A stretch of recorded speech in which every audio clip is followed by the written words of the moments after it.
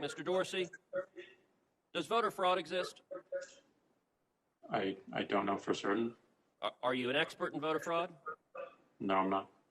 Well, why then is Twitter right now putting purported warnings on virtually any statement about voter fraud?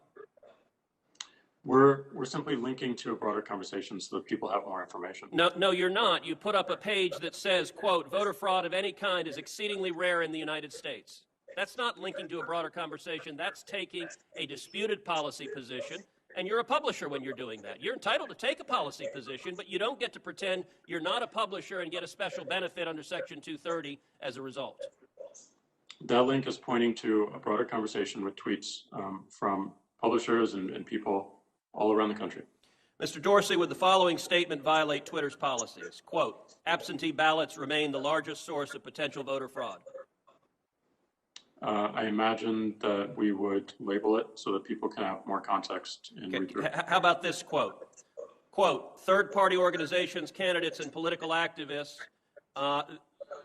voter fraud is particularly possible where, quote, third-party organizations, candidates, and political party activists are involved in, quote, handling absentee ballots. Would you flag that as potentially misleading?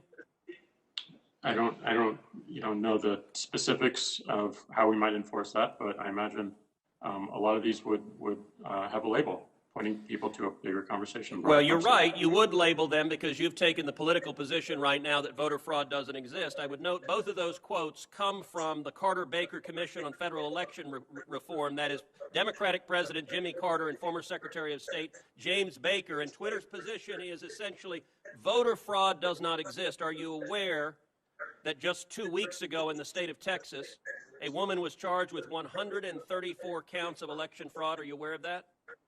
I'm not aware of that. If I tweeted that statement with a link to the indictment, would you put a warning on it that says, well, the Democratic Party position right now is voter fraud doesn't exist?